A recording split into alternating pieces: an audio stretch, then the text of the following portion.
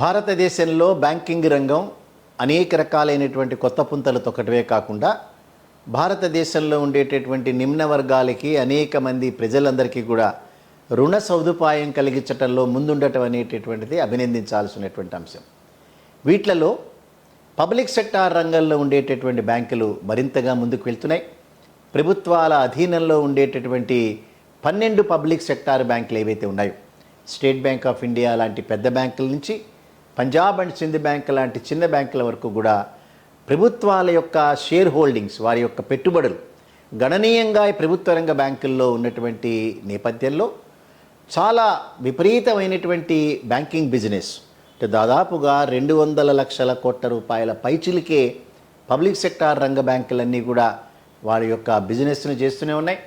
ఈ దేశంలో ఉండేటటువంటి 145 కోట్ల జనాభాలో అనేక మందికి వారు రైతులు కానీ, లేదా చిన్న చిన్న వ్యాపారస్తులు కానీ, లేదా పెద్ద పెద్ద కార్పొరేట్ రంగానికి సంబంధించినటువంటి వ్యక్తులు కానీ, ఉద్యోగస్తులకు కానీ, అనేక మందికి నిరుద్యోగులకు కానీ, లేదా విద్యార్థులకు కానీ అనేక రూపాలలో రుణాలు అందించేటటువంటి ప్రాసెస్లో అగ్రభాగాన ఉండేటటువంటివి పబ్లిక్ సెక్టార్ రంగ బ్యాంకులు. ప్రభుత్వాల యొక్క ఆలోచనలు, ప్రభుత్వాల యొక్క ఆశయాలు, ప్రజలని ఆర్థిక పరంగా బలవంతులను చేయాలనేటటువంటి ప్రభుత్వాల యొక్క లక్ష్యాలని అధిగమించడానికి ప్రైవేట్ రంగం కంటే ప్రభుత్వ రంగంలో ఉండేటటువంటి బ్యాంకులే ఎప్పుడు కూడా ముందంజలో ఉంటాయి. ప్రపంచవ్యాప్తంగా కనుక మనం చూస్తే అన్ని దేశాల్లో ప్రైవేట్ రంగంలో మాత్రమే బ్యాంకులు ఉండటం అనేటువంటిది ఇప్పటికీ చూస్తున్నాం మనం. ఒక్క భారతదేశంలో మాత్రమే మెజారిటీ ఆఫ్ ది బ్యాంకింగ్ రంగం పబ్లిక్ సెక్టార్ రంగంలో ప్రభుత్వాల అధీనంలో ఉండటం. సో వాటికి దీటుగా కొన్ని ప్రైవేట్ బ్యాంకులు ఏవైతే ఉన్నాయో వాటికి దీటుగా వారు కూడా వ్యాపారం చేయటం అనేటిని మనం చూస్తున్నాం. కానీ ఇద్దరి మధ్యలో ఉండేటటువంటి ఒక బేసికల్ తేడాని కనుక మనం గమనిస్తే, లాభం అనేటటువంటిది మన ప్రధానమైనటువంటి ధ్యేయం అనేటటువంటి రీతిలో ప్రభుత్వ రంగంలో ప్రైవేట్ రంగంలో ఉండేటువంటి బ్యాంకులు పనిచేస్తాయి. లాభార్జన ధ్యేయం కాదు.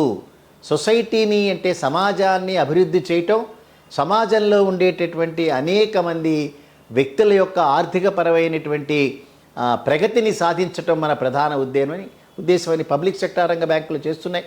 సో ఇటువంటి నేపథ్యంలో బ్యాంకులు కనుక బలహీనపడితే తప్పనిసరిగా దాని ప్రభావం దానిలో దాచుకున్నటువంటి డిపాజిట్దారుల మీద పడుతుంది. అదే రకంగా ఎదుగుతున్నటువంటి బ్యాంకింగ్ రంగం ఆగిపోయేటటువంటి ప్రమాదాలు ఉన్నాయి. సో ఈ నేపథ్యంలో 2 ప్రధానమైనటువంటి అంశాల మీద మనం ఒక దృష్టి సారించాలి. ఇవన్నీ కూడా మనం నాలెడ్జ్ని పెంచుకోవడం కోసం మాట్లాడుకునేటటువంటి మాటలు, ఇవన్నీ కూడా పరిష్కారాలు కూడా దొరుకుతాయి. సో ఈ ప్రాసెస్లో మనం మాట్లాడితే ముఖ్యంగా మొట్టమొదటి ప్రశ్న గోల్డ్ లోన్స్. అంటే బంగారం ఇవాళ చాలా హెచ్చు మొత్తంలో అనేక మంది ప్రజల దగ్గర ఉన్నటువంటి సందర్భంలో బంగారం ధర సంవత్సరానికి కూడా చాలా ద్విగుణీకృతంగా పెరుగుతున్నటువంటి నేపథ్యంలో లోన్లు ఇచ్చేటటువంటి కూడా బంగారం మీద రుణాలు తీసుకోవడం అనేటటువంటిది చాలా ఒక అద్భుతమైనటువంటి ఒక ప్రాఫిటబుల్ ఏరియాగా బ్యాంకులు పరిగణిస్తున్నాయి వాటిల్ని.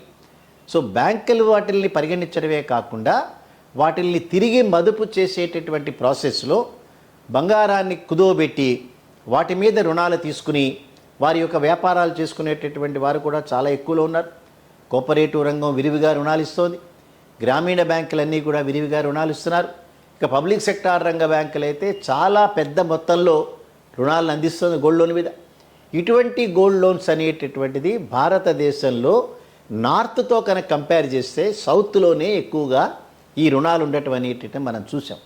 అంటే ఆంధ్రప్రదేశ్, తెలంగాణలోను, అదే రకంగా కర్ణాటక, తమిళనాడు, కేరళలోను ఎక్కువ భాగం గోల్డ్ లోన్స్ ఇవాళ ఏదైతే బ్యాంకులు రుణాలు ఇస్తున్నాయో బంగారాన్ని తాకట్టు పెట్టుకుని వాటిలో ఎక్కువ భాగం ఈ సౌత్లోనే జరుగుతున్నటువంటి నేపథ్యంలో గోల్డ్ అనేటటువంటిది బ్యాంకులో కనుక పెట్టుకున్న రోజున తన బంగారానికి, తన నగలకి 100కి 100% భద్రత ఉందా అనేటటువంటి ఆందోళన చాలామంది దగ్గర ఉంది. ఈ మధ్యకాలంలో కనుక మనం చూస్తే సౌత్లో మాత్రమే విరివిగా రుణాలు ఇవ్వబడేటటువంటి బంగారం మీద ఫ్రాడ్యులెంట్ ట్రాన్సాక్షన్స్ జరుగుతున్నాయని మీడియా అంతా కూడా చాలా రిపోర్ట్స్ చేస్తున్నాయి. అనేక భాగాల్లో నిన్ననే ఒక గోవాలో జరిగినటువంటి ఒక ఇన్సిడెంట్లో బంగారాన్ని కొంతమంది స్టాఫ్ దాన్ని ఎత్తుకుని పోయినారు అనేటటువంటి ఒక వార్తని చూసిన తర్వాత అక్కడ ఉన్నటువంటి ప్రజలందరూ కూడా తన బంగారం సేఫ్గా ఉందా లేదా అనేటటువంటి ఎంక్వైరీ చేసే సందర్భాలు మీడియా రిపోర్ట్ చేసింది. అదే రకంగా మన 2 తెలుగు రాష్ట్రాల్లో కూడా చాలా విరివిగా బ్యాంకులన్నీ రుణాలు ఇస్తున్నటువంటి నేపథ్యంలో ప్రతి నెలకి 2-3 సందర్భాల్లో బంగారానికి సంబంధించినటువంటి ఫ్రాడ్స్ జరిగినాయి. కొంతమంది బంగారాన్ని ఎత్తుకుని వెళ్ళిపోయినారు, దానిలో స్టాఫ్ పాత్ర ఉంది. అదే రకంగా ఫేక్ గోల్డ్ అంటే ఒరిజినల్ గోల్డ్ కాకుండా డూప్లికేట్ గోల్డ్ని పెట్టి రుణాలు తీసుకున్నారు అనేటటువంటి వార్తలు వస్తున్నాయి. గోల్డ్ అనేటటువంటి ఉన్నదాన్ని రీప్లేస్ చేస్తూ దానికి వేరే నకిలీ బంగారాన్ని పెట్టినారు అనేటటువంటి వార్తతో నిజమైనటువంటి బంగారం తాకట్టు పెట్టినటువంటి వ్యక్తులు చాలా ఆందోళనతో గురవుతున్నారు. సో ఇటువంటి పరిస్థితుల్లో ఒకవేళ తను తాకట్టు పెట్టినటువంటి బంగారం చోరీకి గురవటం కానీ లేదా ఫ్రాడ్ గురవటం కానీ జరిగినప్పుడు మళ్ళీ తిరిగి తనకి బంగారం వచ్చేటటువంటి అవకాశం ఉందా, లేదా తన బంగారానికి ఉండేటటువంటి వాల్యూ తిరిగి పొందేటటువంటి అవకాశం ఉందా అనేటటువంటిది ప్రధానమైన ప్రశ్న. సో దీనికి అథెంటికేటెడ్గా మనం చెప్పదలుచుకుంది ఏదైతే అగ్రిమెంట్ అనేటటువంటిది బ్యాంకులకి బంగారం తాకట్టు పెట్టినటువంటి వ్యక్తులకి మధ్యలో జరుగుతుందో దానిలో 100% బంగారం తాకట్టు పెట్టినటువంటి వ్యక్తులకి బ్యాంకు నుంచి పొందేటటువంటి చట్టపరమైనటువంటి హక్కు వారికి ఉందని చెప్పి మనం తెలియజేయాలి. అయితే ఇక్కడ ఒక చిన్న ఇన్సిడెంట్, నగల రూపంలో పెట్టినటువంటివి అక్కడక్కడ చోరీకి గురై ఆ నగలని మార్చేటటువంటి ప్రాసెస్లో కొంత నగని పోయేటటువంటి ప్రమాదం. కానీ ఏదైతే బంగారాన్ని తాకట్టు పెట్టినప్పుడు దాని టోటల్ వాల్యూ అనేటటువంటిది, టోటల్ వెయిట్ అనేటటువంటిది ఏదైతే చేసిన తర్వాత ఎక్స్చేంజ్ చేసుకున్నారో దాని ప్రకారం ఏనాడైతే అతను క్లెయిమ్ చేస్తాడో ఆ రోజు ఉన్నటువంటి బంగారం వాల్యూ ప్రకారం అతనికి 100% ఆ బ్యాంక్ నుంచి పొందేటటువంటి చట్టపరమైనటువంటి హక్కు ఉంది. దీనిలో ఎక్కడ సెకండ్ థాట్ లేదు. అయినప్పటికీ కూడా జరుగుతున్నటువంటి సందర్భంలో అంటే భారతదేశంలో సమాజంలో ఈ రకమైనటువంటి మోసపూరితమైనటువంటి అలవాట్లు ప్రబలుతున్నటువంటి నేపథ్యంలో ఇక్కడ కూడా బ్యాంకుల్లో పనిచేసేటటువంటి స్టాఫ్ కానీ లేదా బ్యాంకులకి ఈ రకమైన గోల్డ్ని అప్రైజర్స్గా ఉండేటటువంటి వారు కానీ అక్కడక్కడ చెదురుమదురు సంఘటనల్లో కొంత చేసేటటువంటి ప్రమాదాలు ఉన్నాయి. సో ఎంత మనం చాలా కేర్ఫుల్గా ఉన్నటువంటి వ్యవస్థ కేర్ఫుల్గా ఉన్నా అక్కడక్కడ జరిగినటువంటి ఈ యొక్క ఫ్రాడ్స్ కానీ లేదా చోరీలు కానీ ఉన్నాయో వాటిల్ని 99% కేసెస్లో మనకు ఉన్నటువంటి వ్యవస్థ అంతా కూడా వెలికి తీస్తున్న సందర్భాలు. అంచేత చాలామందికి వారి నగలన్నీ తిరిగి వచ్చిన సందర్భాలు ఉన్నాయి, వారి గోల్డ్ యాజ్ ఇట్ ఈస్గా వచ్చినటువంటి సందర్భాలు ఉన్నాయి.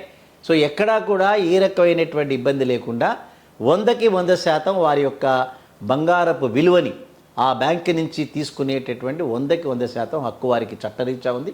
ఎక్కడ కూడా వరి అవ్వాల్సిన అవసరం లేదు.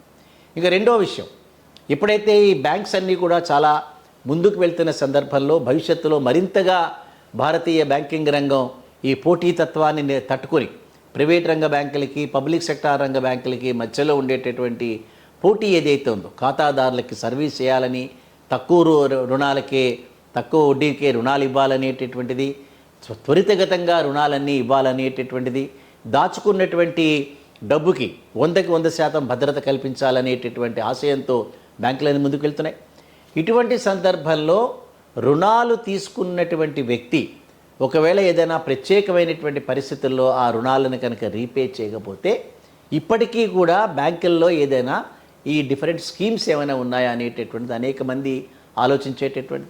ముఖ్యంగా మనందరం తెలుసుకోవాల్సినటువంటి విషయం, ఏదైనా ఒక బ్యాంకు కనుక కలకాలం మనుగడ సాధించాలి అని అంటే సరైనటువంటి అడ్మినిస్ట్రేషన్ ఉండాలి వారి దగ్గర. ఆ ప్రజెంట్ డే ఉండేటటువంటి ఆ టెక్నాలజీ ఏదైతే ఉందో దాన్ని 100% దాన్ని అడాప్ట్ చేసుకోవాలి.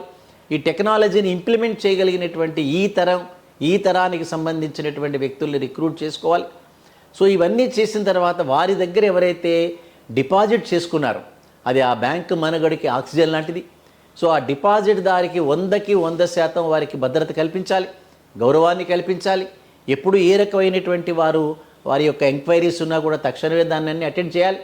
సో అటువంటి వ్యక్తికి తన వడ్డీతో పాటు రుణాన్ని రీపే చేసేటటువంటి సిస్టమ్ ఉన్నటువంటి నేపథ్యంలో వాటిల్ని మళ్లించి రుణాలు ఇచ్చినటువంటి ఆ రుణగ్రహీతలు ఎవరైతే ఉన్నారో వాళ్ళు రీపే చేయని రోజున తప్పనిసరిగా బ్యాంకు మనుగడే ప్రమాదంలోకి పడేట అవకాశాలు ఉన్నాయి.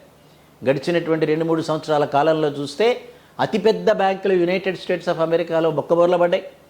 ఇవన్నీ కూడా రుణాలు తీసుకున్నటువంటి వ్యక్తులు తిరిగి వాటిల్ని రీపే చేయకపోవటం, రీపే చేయడానికి ఉండేటటువంటి సరైనటువంటి ఒక స్కీమ్స్ లేకపోవటం అనేది మనం చూసాం. ఈవెన్ భారతదేశంలో కూడా అనేక మంది దాదాపు 7-8 లక్షల కోట్ల రూపాయల పైబడి రుణాలు మాఫీ చేస్తూ పోతున్నారు. సో ఇవి తిరిగి రావు అనేటటువంటిది బోర్డులన్నీ కూడా యాక్సెప్ట్ చేస్తున్నాయి. సో రుణాలు తీసుకున్నప్పుడు ఉండేటటువంటి ఆ రకమైనటువంటి కృత నిశ్చయం, ఇచ్చినప్పుడు ఉండేటటువంటి ఇంట్రెస్ట్లు ఇవన్నీ కూడా రికవరీ ప్రాసెస్లో రిఫ్లెక్ట్ అవటం లేదు. ఈ రిఫ్లెక్ట్ కానిటువంటి రోజున తప్పనిసరిగా డిపాజిట్దారుడు నష్టపోయేటటువంటి ప్రమాదాలు ఉన్నాయి. అందుకని రుణగ్రహీతలు ఎవరైతే ప్రత్యేకమైన పరిస్థితుల్లో వారు రుణాలను రీపే చేయలేకపోతున్నారో ప్రతి బ్యాంకులో కూడా ఇప్పటికీ కూడా ఒక వన్ టైం సెటిల్మెంట్ రూపంలో ఇప్పటికీ స్కీమ్స్ ఉన్నాయి. ఇవన్నీ త్వరితగతిన పరిష్కరించేటటువంటి ఆ స్కీమ్స్ అన్నీ కూడా వాటికి ప్రభుత్వాల యొక్క అనుమతి కూడా ఉన్నాయి.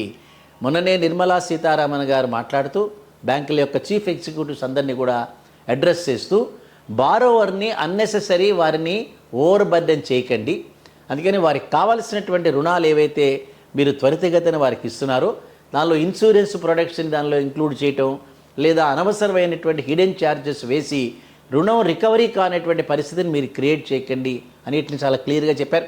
అందుకని రుణగ్రహీతలు ఎవరైతే ఉన్నారో వారు తప్పనిసరిగా దాన్ని రీపే చేయాల్సినటువంటి బాధ్యత, ఏదైనా కనుక ప్రత్యేకమైన పరిస్థితుల్లో వారు కనుక రీపే చేయలేకపోతే అక్కడ ఉండేటటువంటి ఒక స్కీమ్ని దాన్ని ఎవాల్వ్ చేసుకుని రీపే చేయాల్సినటువంటి బాధ్యత చట్టరీత్యా న్యాయస్థానాల మీద ఉంది. అదే రకంగా న్యాయస్థానాలు కూడా తప్పనిసరిగా వీటి విషయంలో చాలా సీరియస్గానే ఉండి త్వరితగతిన కేసుల్ని పరిష్కరించేటటువంటి అవకాశాలు కూడా పరిశీలించాలి. ఇవన్నీ కూడా ఒక్కసారి ఫైనాన్షియల్ ఇన్స్టిట్యూషన్ కనుక ఏదైనా చిన్న కనుక హాని జరిగితే లక్షలాది మంది నష్టపోయేటటువంటి ప్రమాదాలు ఉన్నటువంటి నేపథ్యంలో పబ్లిక్ సెక్టార్ రంగ బ్యాంకులకి ప్రభుత్వాలు యజమానిగా ఉన్నటువంటి సందర్భంలో వారు వెన్నుదన్నుగా నిలబడినా ప్రైవేటు బ్యాంకులు మూతబడేటటువంటి ప్రమాదాలు ఉంటాయి ఇటువంటివి. అందుకని ఏదైనా ప్రత్యేకమైన పరిస్థితుల్లో రుణగ్రహీతలు రుణాన్ని రీపే చేయకపోతే ఉన్నటువంటి స్కీమ్స్ని ఆల్రెడీ ఉన్నాయి, అనేక రకాలైనటువంటి స్కీమ్స్ ఉన్నాయి, వాటి ద్వారా కొంత ప్రయోజనం పొంది వాటిని రీపే చేయాల్సిన బాధ్యత మాత్రం వారి మీద ఉంటుంది.